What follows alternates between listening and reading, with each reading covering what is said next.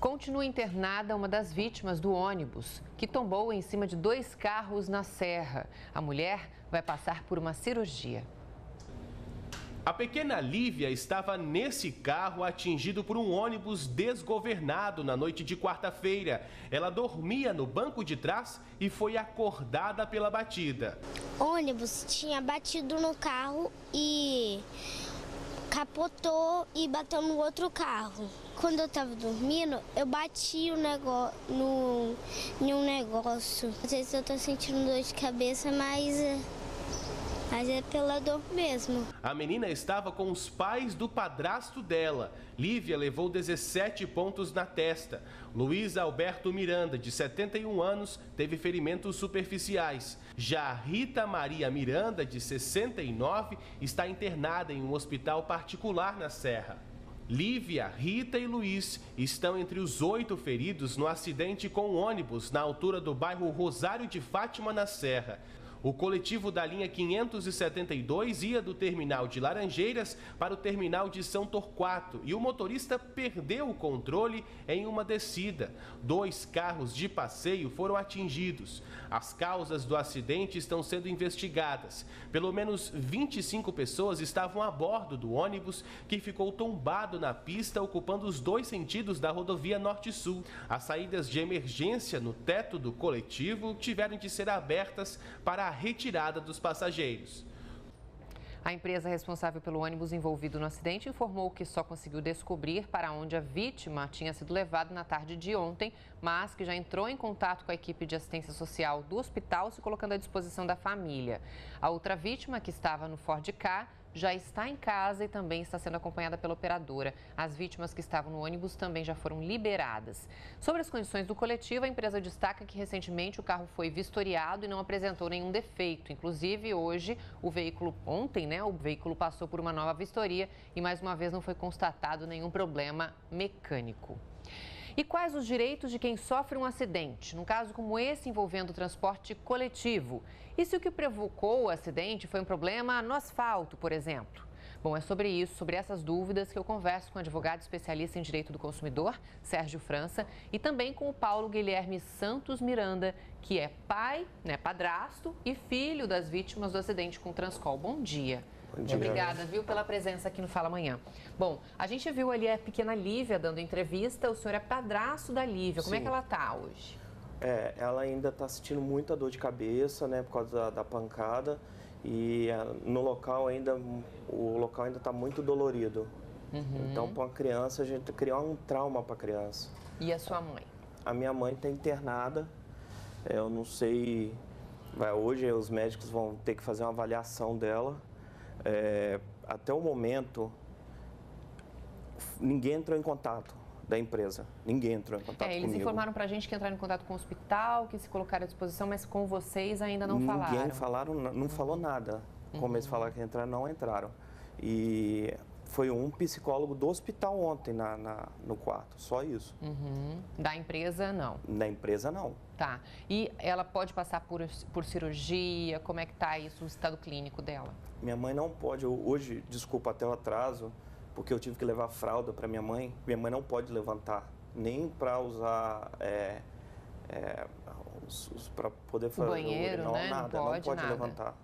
Então levei fralda agora de manhã para ela poder fazer as necessidades dela. Então a minha mãe é uma pessoa super ativa, é professora, não quis largar, ela adora dar aula e para ela isso aí está sendo como se fosse um fim da vida dela. Pois é, e como que aconteceu o acidente? Como é que foi na hora? Alguém conseguiu te contar? Meu pai me contou. Meu pai estava descendo devagar ali, como ele estava com criança dentro do carro, o ônibus veio a uma velocidade maior, eles perderam o controle, bateram na quina da calçada e virou o ônibus. Aí meu pai freou, o ônibus veio arrastando e bateu. Um susto e tanto, né? Muito. Imagino. Doutor, a gente ouviu aí do depoimento, de um parente de vítima. Ele não estava no carro, mas o pai dele pôde contar como foi. Houve feridos. E aí, de quem é a responsabilidade? A responsabilidade é sempre da concessionária, essa empresa que presta o serviço público de transporte coletivo no mercado de consumo. Então, essa empresa ela tem a responsabilidade do Código de Defesa do Consumidor mas também essa é uma responsabilidade que advém da Constituição Federal, no artigo 37, parágrafo 6º, porque todo e qualquer serviço público tem que ser prestado de forma eficiente e segura. E aí o que nós verificamos nesse caso é que houve uma falha na prestação dessa segurança, né, no serviço.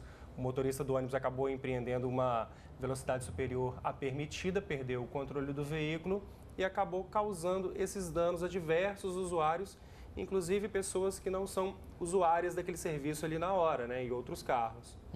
Pois é, eles não estavam dentro do ônibus, estavam mas foram atingidos, então também é de responsabilidade da empresa. Também é responsabilidade da empresa, eles foram atingidos em razão de uma responsabilidade civil do direito do consumidor.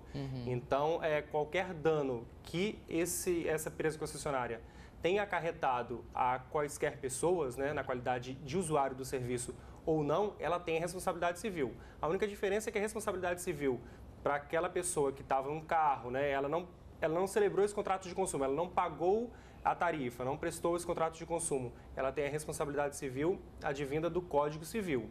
E para os usuários que são enquadrados na qualidade de consumidor, eles remuneraram a prestação de serviço por meio do pagamento de tarifa, eles têm a responsabilidade civil objetiva, que é a decorrente do Código de Defesa do Consumidor.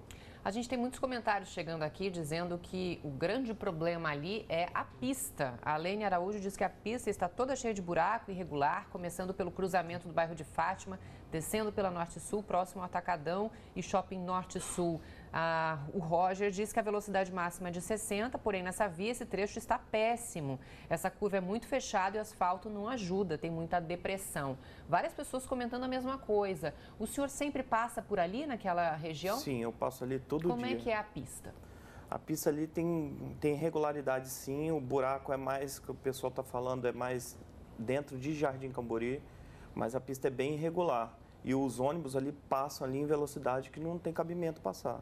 Se carro pequeno não pode passar, imagina ônibus. Doutor, no caso de que se a pista é o que provocou o acidente, se é possível comprovar isso, a responsabilidade pode ser do poder público? Independente das condições da pista, né, de rolamento, a responsabilidade ela é da empresa concessionária. Porque no direito do consumidor, nós temos a aplicação da teoria do risco do empreendimento. Então, todo e qualquer fornecedor que vá prestar determinado produto ou serviço no mercado de consumo, ele tem que assumir com aqueles riscos que são razoavelmente esperados para aquela atividade. Então, esse risco do transporte rodoviário, né, em trafegar em ruas de péssimo estado, já é um risco razoavelmente esperado dessa atividade. Então, o consumidor, como parte vulnerável dessa relação de consumo, ele não pode recair sobre ele a questão de ter esse prejuízo só para si. Então, esse prejuízo ele tem que ser arcado pela empresa, porque a empresa detém o lucro na exploração dessa atividade no mercado de consumo. Então, independente de buracos ou não, caberia depois à empresa, à concessionária, depois de indenizar os consumidores por esses danos causados.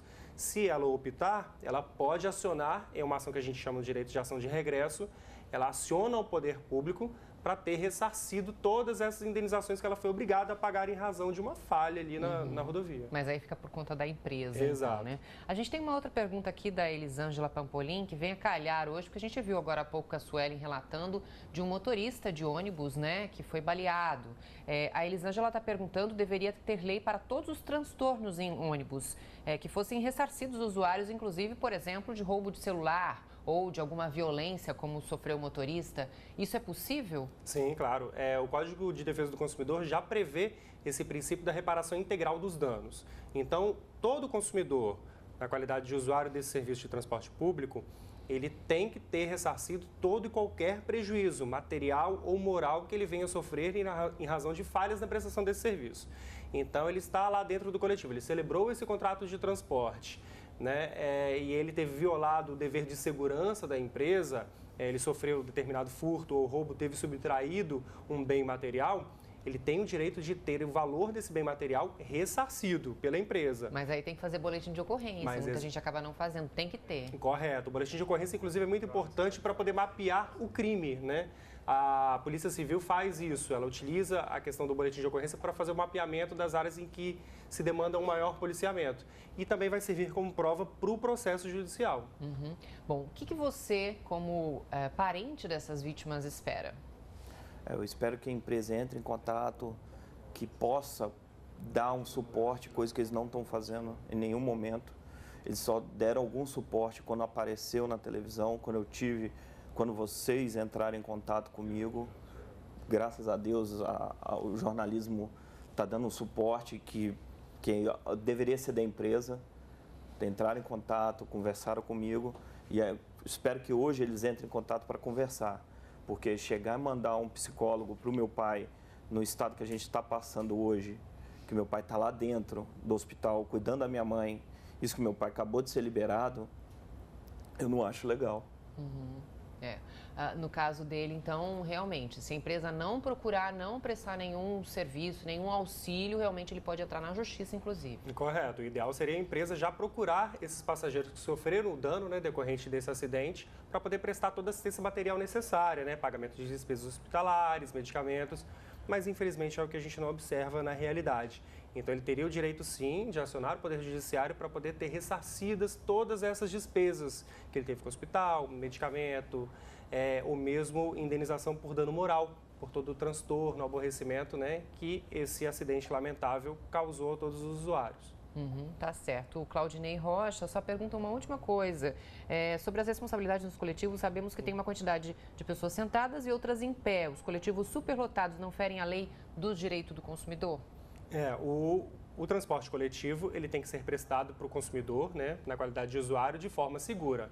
O que a gente verifica atualmente é sempre a superlotação desses coletivos. E isso acaba causando quedas, né, de usuários dentro de coletivos, quando motoristas fazem frenagens bruscas, conversões, né, bruscas. Então, assim, a superlotação, ela realmente causa uma situação de indignidade, né? E a dignidade da pessoa humana, ela é prevista tanto na Constituição Federal, como também é um direito do consumidor. Então, a empresa, ela não pode ali ter uma superlotação no ônibus de forma a causar quaisquer danos ou lesões a direito do consumidor. Isso também é uma agravante nessa responsabilidade civil. E o só quanto direito que a gente tem? Bom, olha só, a gente deseja toda a melhora possível, tanto para sua mãe, né, para o seu pai, psicologicamente também, né? E a gente deseja que sua família fique bem em breve. Muito obrigado. Obrigada, viu, doutor? Obrigada também pelas informações. Viu?